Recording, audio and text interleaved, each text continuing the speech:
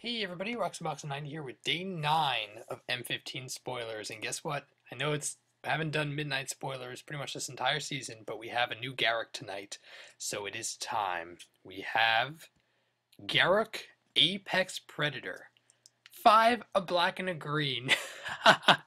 7 mana, guys. 7 mana Planeswalker for a 5 loyalty. Doesn't seem so much, right? Right? But he's a 4 ability Planeswalker that has +1. Destroy another target.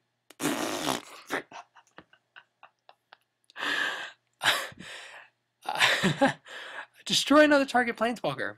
Oh yeah, I'm just gonna play 7 for a 6 loyalty Planeswalker. Boom. +1. Put a 3/3 black beast token with Death Touch. Okay. -3. Destroy target creature. You gain life equal to its toughness. -8. Target opponent gains an emblem whenever a creature attacks you. It gets 5/5 and gains.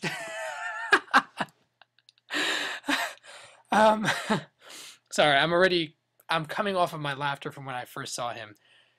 Wow, this is hysterical. All right, all right. He's a 7 mana Planeswalker. He can blow up Planeswalkers as a plus ability. He can destroy creature to give you life. Both those abilities are huge for EDH Commander. I think even for Constructed. I do think this card has a chance of being standard. 7 is a bit pricey for Modern. I think it pushes him out of Modern, even at his power level. Maybe as a one-of in a couple of decks, but otherwise I can't imagine him really being big in other formats. But in Standard, I think, given how the format has slowed and how Elspeth is definitely playable as a 6 cost, given his power level, I'm pretty sure that he'll see some constructed play.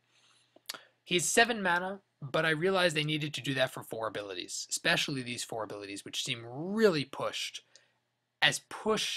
pretty much as far as I think you can go with a Planeswalker. I think even 7 mana may not be enough. I do think he's going to make a splash. In fact, he's clear removal against Planeswalkers, against creatures. Even as a starting ability, you think he can protect himself. And his -8 it's absolutely hilarious. I doubt it'll ever matter in regular standard play, and even in limited. But I'm pretty sure this ability is going to be hilarious in EDH Commander. He's black-green, which means Doubling Season is a clearly viable card to work with him. Very, very easy. You play him with Doubling Season in play. You can -8 right away, and it's a fantastic political ability. Because realize that the emblem is saying target opponent, which means whenever they attack you, they refer to that opponent that has the emblem. Just being clear.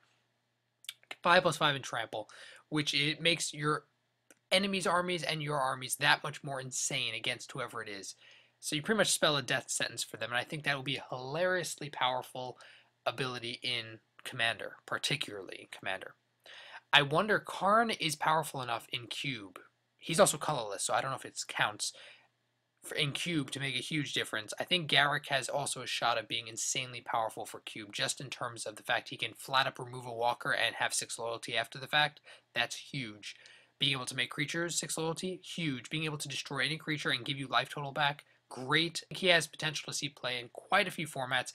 I love that they're willing to give a steep casting cost and yet reach for 4 abilities, because we haven't had a 4 ability Planeswalker in a while. The art is kind of funky because he's so huge and yet they're constraining him to such a tiny little image space, which is kind of funny. Yeah, I think he's great. I like the design.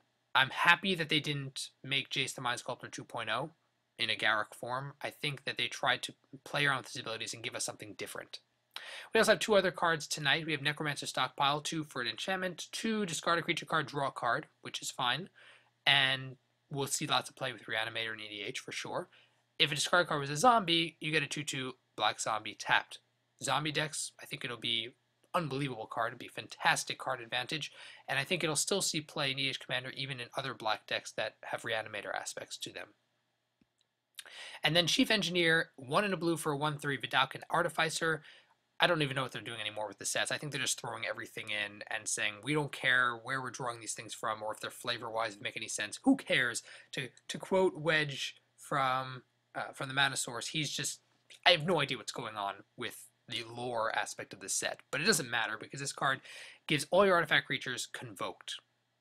They will all be convoked now because you have the option to, which is huge. I think in terms of flavor, in terms of him being an engineer, you can imagine him working on a transformer bot over here with his team, and them all working together lets you cast things for cheaper.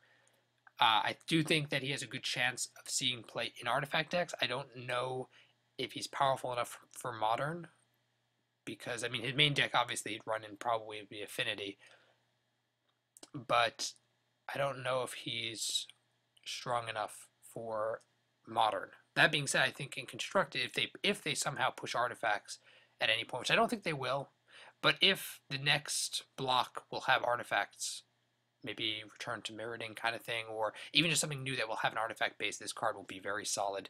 And of course, in EDH Commander, there's a billion decks out there that would love this guy. Love, love, love. So many artifact decks. And right before we end off, we have Chord of Calling, guys. This is insane. It's X and 3 green for an instant. Reprint, realize. Convoke. Search library for a creature card with mana cost X or less and put it in the battlefield and shuffle your library. This card is a huge modern staple. It's probably 45, 50 bucks so far.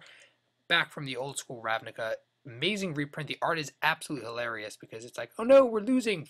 And then this huge beast is just there staring at them like, what's going on, everybody? What's going on? So that's absolutely hilarious. With Convoke coming back in the set, we pretty much were guessing this would be in the set, but this set has so much value. We have Chord of Calling, Urborg, all the Planeswalkers, all the Souls. There's so much good stuff. That Hippogriff thing, which is going to be probably a $30 foil or more.